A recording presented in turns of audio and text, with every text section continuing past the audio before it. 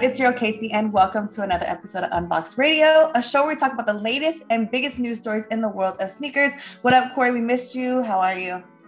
I'm good. I miss y'all, man. I know y'all held it down without me, though. Tell me what you got on your feet today. So I'm going to come with Jown, New Balance, the V3s and 990s. I think these are probably going to be in everybody's top 10 list at the end of the year. I feel like I know Marco's probably going to do something like some one-of-one sample, but I feel like Marco for the day. But yeah, no, these are heaters, man. Top 10 for sure. What's up, Marco? How are you? We held it down last episode. I'm good. I'm excited to have Cory back on. I'm at the full squad again. I'm ready for this episode. What do you have on your feet today? Well, we've been talking a lot about concepts and their amazing collabs. So my personal favorite concept collab, I'm going to follow Cory's lead and go New Balance today, the Kennedy. This shoe, when it dropped in 2011, man, like it was the first time in my life I ever wanted a New Balance. And it was crazy to get back then. So when they brought them back for ComplexCon a couple of years ago, I had to grab the OG colorway and the red one that they did. I just love the concepts of Kennedy, and I'm a 999 guy. You don't hear that a lot. I love 999s. Okay, New Balance gang. Well, I'm going to switch it up. No one asked me, but I'm wearing today. Not a flex, but if anybody's watching this and has an extra pair of sixes, I need a new pair. But we're going to roll right into News Unboxed, a segment where we highlight the most popular and trending news stories in the world of sneakers and much more. So we're going to talk Reebok. Reebok announced this week that they are officially renaming the Kamikaze to the Hurrikaze. Not sure how I feel about this, but the reason for the change is due to the historical impact and meaning behind the word kamikaze. Understandable, right? So Reebok's VP of Global Apparel, Portia Blunt, released a statement on the name change. She said, "We have a responsibility to be accountable, learn and grow as a brand, and although we can't change the past, we can most definitely impact change for our future. By making this change, we signal growth and acknowledge the impact words have on those we serve within our diverse global sneaker community." The silhouette debuted in 1994 and was made famous by the former Seattle Supersonic Shawn Kemp. And despite the name change, Reebok says the look of the sneaker will stay the same. The brand also plans on releasing the Hurrikaze starting this month, as well as throughout 2022 and beyond. Marco, what do you think of this name change and Reebok's stand? Yeah, well, I think it's long overdue. When you look at the 80s and 90s and even the early 2000s, we were in a different place as a society, and there was things that fly that wouldn't fly now. So yeah, it makes sense. I think anytime you have a sneaker name that's referencing war and tragedy, it's better to stay away from that. When I was working at Jordan Brand, I was shocked to learn that that they don't no longer use like the fighter jet inspiration when it comes to like a Jordan 5 on the midsole, just because like it's just better to not include, again, war machines when you're just talking about consumer products. There's a lot of sensitivities there. I personally, and Kayce, I think you might agree with me, I wish it could just get together with Shawn Kemp. This is his shoe. Everybody knows this is the Shawn Kemp. The Hurrikaze seems like it's an okay fix, but I would rather this be called the Rain Man or the Shawn Kemp, because you got to give this man credit. I'm sure there's some contract disputes, but that's the route I would have liked them to go. But kudos to them anyways for doing the right thing here. Yeah, no, absolutely. I mean, when I said that, like, I don't know how I feel about the name change, it's not me necessarily thinking about, obviously like the meaning behind it, right? But it's like, for us, it's like we think Kamikaze, we think directly like Rayman, Shawn Kemp. And so that's why I'm like, if we could name it something like Rayman or pay still like some type of homage to Shawn Kemp, I think that would be really cool. Cory, what are your thoughts on this? I mean, I think it's the right decision. I feel like, kind of like what Marco said, I feel like brands nowadays are looking at themselves and the products that they put out and everything and how they just carry themselves in a different lens than they ever have, in the 80s, 90s, even the 2000s. So when you have companies that, recognize where they may have fell short in the past and, are actively trying to, make sure that they, right those wrongs, I think it does nothing but gain them capital, with, the culture and their fan bases and stuff like that. I think it does offer a great chance for them to kind of do something with Shawn as far as like to help relaunch the Hurrikaze. I think that would be, a good solve for everyone, just, paying homage to the player who actually, put the shoe on the map, all the while, relaunching it for a new generation of wearers to come. Okay, so moving on to Jordan. According to a report from Sneaker News, Luka Doncic's first signature with Jordan Brand will drop later this year. I know a lot of people are excited about that. Reports suggest the sneaker will be dubbed the Jordan Luka 1, but could potentially have an alternate name like the Sly Fox. Sneaker News also claims the sneaker will allegedly release in multiple colorways starting this June. Cory, what do you think about this first signature shoe? First off, Luka Doncic is a bad man. That should be made plain and clear first and foremost. I'm very interested to see how this turns out. Obviously, Jordan Brand is a legacy brand, true and through and through.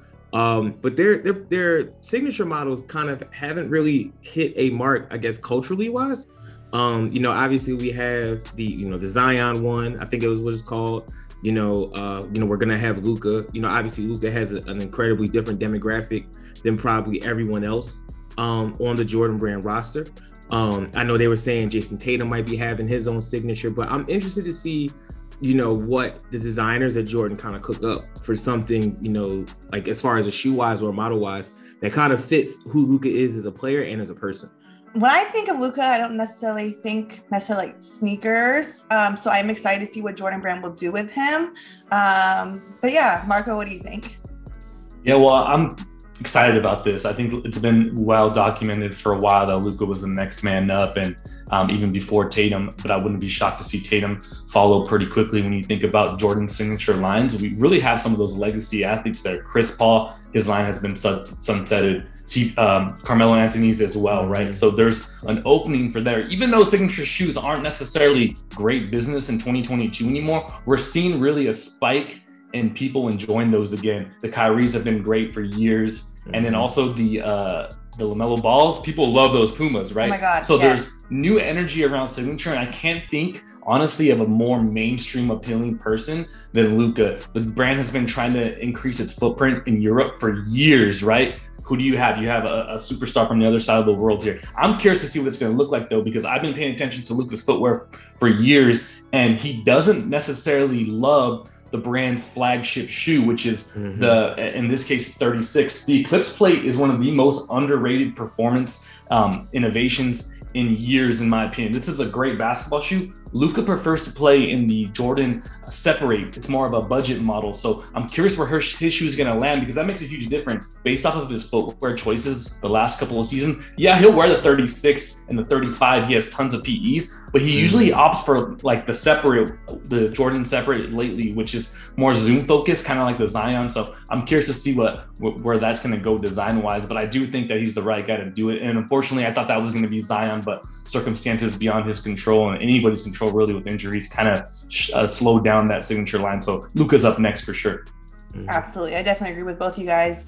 Great points made. And, if there's anybody perfect for being like the face of Jordan right now, I think Luka is definitely next up for sure. Okay, so moving on. Clot unveiled this week their upcoming collab with Nike on the Dunk High Flux. The futuristic looking shoe features a shiny silver fabric on the upper that gives the shoe a multicolor vibe from every angle. A white colorway complements the shoelaces and midsole. According to Clot's founder, Edison Chen, the shoe takes inspiration from the yin-yang philosophy of fluidity and harmony. The Clot Nike Dunk High Flux collab will release on March 18th at Juice stores globally and will retail at $150. What do we think of the shoe, guys? I think these are dope. I feel like every once in a while, I guess probably every season, we get a shoe kind of similar to this. Like we get like that statement shoe that, you're going to see someone wearing it, ultimately horribly. You're going to see a celebrity wearing it and not wearing it right, but then you're going to see people wear it, just very, plain outfit, and let this be the speaking point to, their fit. And I think this is one of them. I think you said it's a $150 price point. That's actually really not bad. Yeah. And I'm kind of surprised by that, just because of, I guess, how much of a luxury brand Clot is in the sneaker space. I think this is really dope. I'm very interested to see kind of how people are going to wear this one.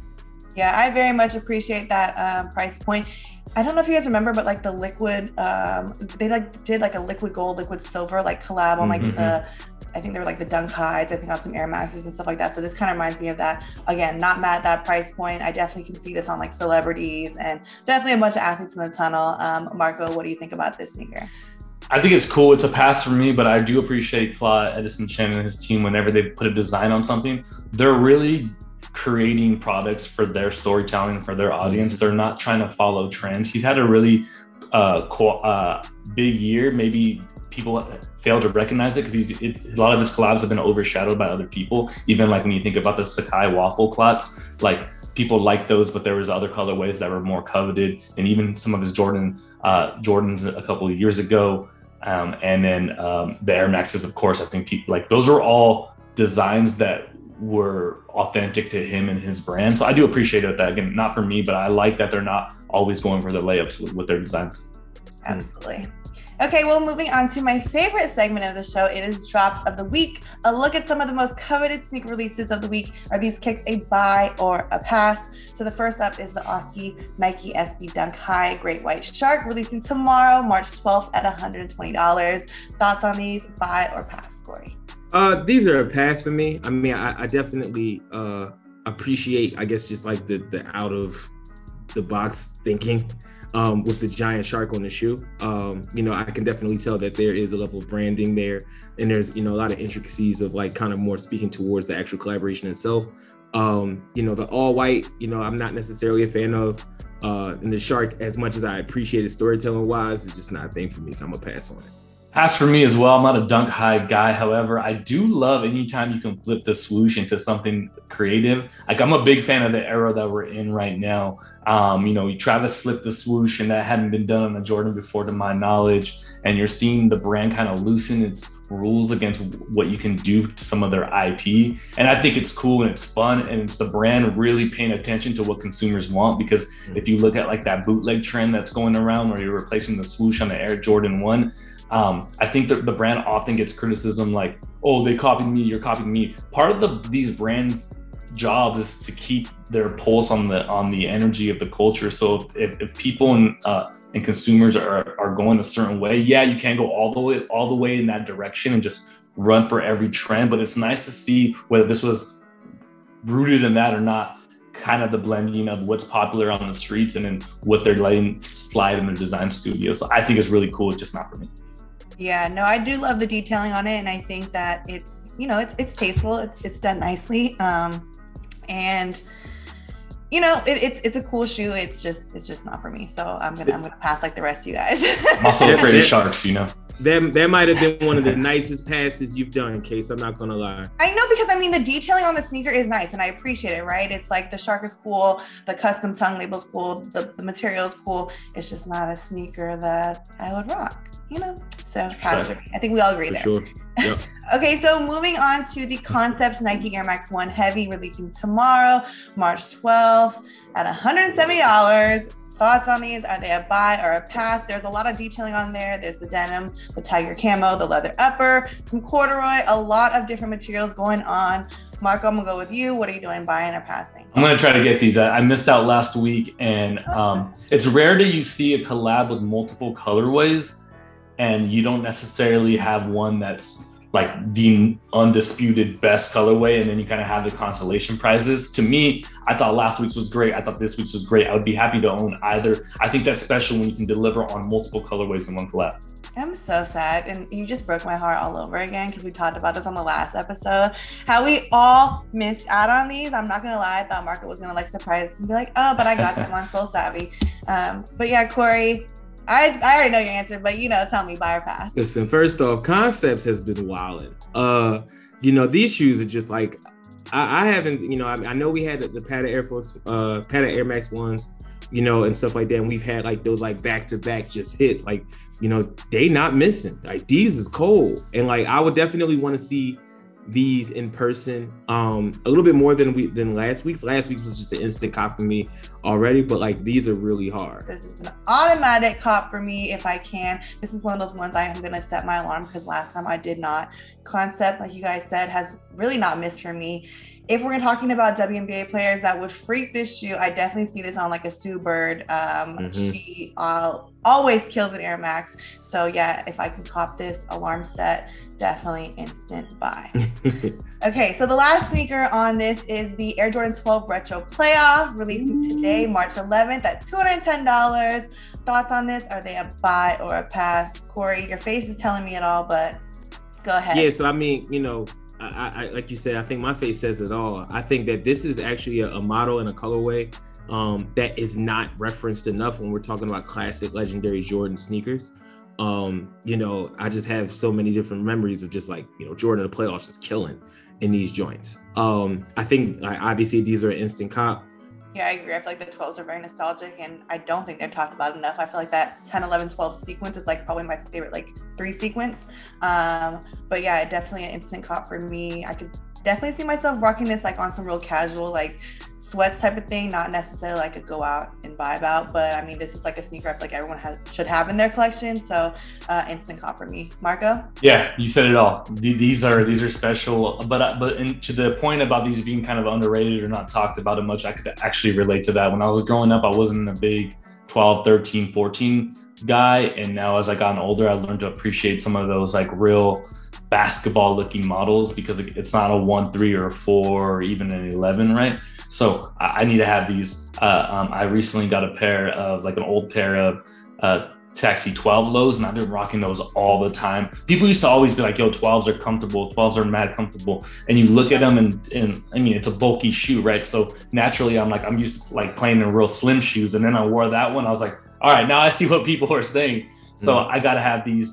Yeah, these are one of those like storytelling shoes. Like there's always like stories behind like the 10, 11, 12. So, all right, so moving on to the next segment is You Deadass. A fun segment where we highlight and share our thoughts on the wildest stories that went viral this week. Saint Laurent recently introduced their new footwear collection for the spring-summer 2022 called The Smith. The lineup includes 3 different high-top silhouettes. 2 of the sneakers come with a bandana silk material that wraps around the collar and entire upper. Look at everyone's face. You guys are already telling me everything I need to know. It's reported that the bandana covered pair will cost close to $2,000. And we're looking at this shoe and it literally looks like scraps put on a sneaker. And then each sneaker that does not have the bandana costs $1,200, which is still ridiculous. Since the unveiling of this Saint Laurent collection, majority of fans have had a negative reaction, much like your guys' faces right now. Some considering bandana pairs to be early candidates for the worst sneaker of the year. Others questioning the purpose of the bandana around the shoe. Like I said, it's been hard for me to report on this right now because your guys' faces is freaking hilarious. But yeah, aside from your faces, Corey, tell me what you think of this sneaker. What are you feeling? This sneaker looks like it was made for the meatpacking district on Saturday nights. Like this, like. Yeah. This is horrible. Like, I'm not gonna lie. So like when we had our like when we have our article that kind of shows what the week's topics are, I saw the description of the shoe, and you know, for me it was just like, okay, when I saw a bandana, I'm thinking like paisley. I'm thinking, you know, maybe wearing, you know, putting a bandana print on a shoe that might insinuate some other things. I did not know we were going like, this is like the old school like Kanye scarves back in like 2008. Oh my god, yeah, man. Like, first off, they're not practical. Like I can just see you stepping on the scarf literally as you walk.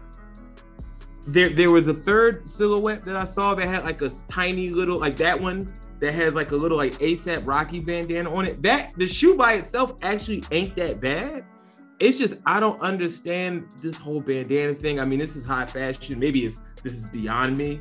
I've heard of like getting some kicks to get a fit off. I've never got kicks that came with a fit on them. Like this thing got an entire wardrobe on it. It got a scarf, a bandana, like some netting. It's crazy. So much layers. Like I said earlier, this feels like the scene in Pirates of the Caribbean when like Jack Sparrow comes out of the wash and he has all the things on him. This is what it was. I thought it was like a collab with the new Pirates of the Caribbean or something. Like, easy pass for me. This is definitely leather pants. Like, someone's gonna try to wear these shoes and like think because they wore it that like they did it, and like they did something, but they didn't. It ain't that. It ain't it. Okay, so we all collectively feel the same way about this You Deadass statement. But yeah, I mean, again, it was great chatting with you guys. This is like my favorite time of the week. Corey, we were glad to have you back again. And thank you to everybody for watching another episode of Unboxed Radio. If you like the show, make sure you guys like, comment, and subscribe. And make sure you guys tune in to the next episode. It was great chatting with you guys. Until next time, peace. Peace, y'all.